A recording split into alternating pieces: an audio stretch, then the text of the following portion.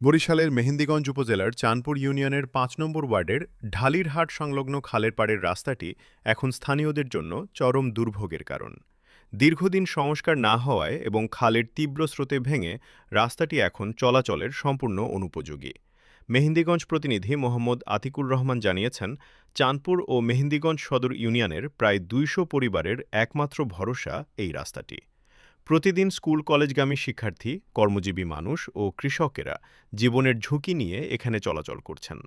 বর্ষা মৌসুমে এই দুর্ভোগ চরমে পৌঁছায়। বিশেষ করে রোগী পরিবহন এবং কৃষিপণ্য আনা নেওয়ায় পোহাতে হচ্ছে চরম ভোগান্তি। ভোগান্তি থেকে মুক্তি পেতে উপজেলা প্রশাসন ও স্থানীয় জনপ্রতিনিধিদের জরুরি হস্তক্ষেপ এবং দ্রুত রাস্তাটি সংস্কারের দাবি জানিয়েছেন ভুক্তভোগী এলাকাবাসী। অতিরিক্ত সময় আমরা খালের ভিতরে ভুল রাস্তা ধরে খালের ভিতরে পড়ে যাই। এই রাস্তা দিয়ে কোনো গাড়ি ঘোড়া চলাচল করতে পারে না, কোনো কিচ্ছু চলতে পারে না, অল টাইম কাদা হয়ে থাকে ভাই।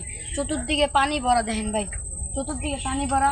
আমাদের রাস্তাটা এই রাস্তাটা আমরা অতি তাড়াতাড়ি আমরা চাইছি এটাকে একটু ভালো করতে, যেমন আমাদের এই জায়গায় স্কুলে যেতে হয় প্রতিদিন। আমি রুকুনদের আব্দুল সালাম ব্যাপারী। এই আমাদের নদীতে ভাঙনে আমি এই রুকুন্দির সানপুরের রুকুন্দির মধ্যে সানপুরে ইয়া বসবাস করি। এই খালের ভাত দিয়া যেই রাস্তাটা, এই রাস্তাটা একটু একটু মেরামত করিয়া দিবেন। আপনার কাছে অনুরোধ করিলে আমার শৌক নাই বাবা, আমার বাবা তেমনি বাবা, এই রাস্তাটা একটু মেরামত করিয়া দিবেন। আমি স্কুলে পড়ি, এই রাস্তা দিয়ে পানিতে বর্ষাকালে পানি উঠে ভরে যায়, আর এই রাস্তা দিয়ে কোনো চলাচল করতে পারি না, স্কুলও যেতে পারি।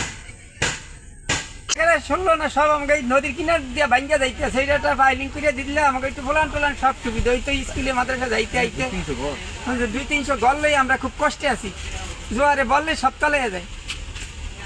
দীর্ঘদিন পর্যন্ত হয় না, মাটি হালাইলে মাটি পড়ে যায়। পাশে খাল আছে, আপনি মাটি হালাইলে ভেঙে যায়।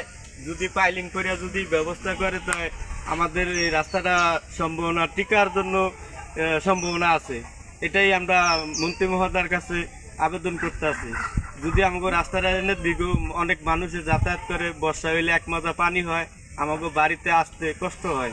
যদি আমাকে এই রাস্তাটা দীর্ঘদিন পর্যন্ত সঠিকভাবে যদি করে মন্ত্রী মহোদয়, তাই আমরা এটা আবেদন করছি।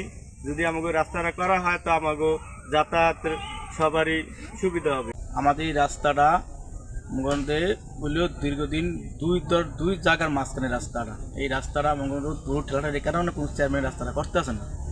আমাকে রাস্তাটা একবার বাঁধছি, একবার বাঁধার পর রাস্তাটা আমাকে মারিয়ে ধুয়ে লেগে গেছে।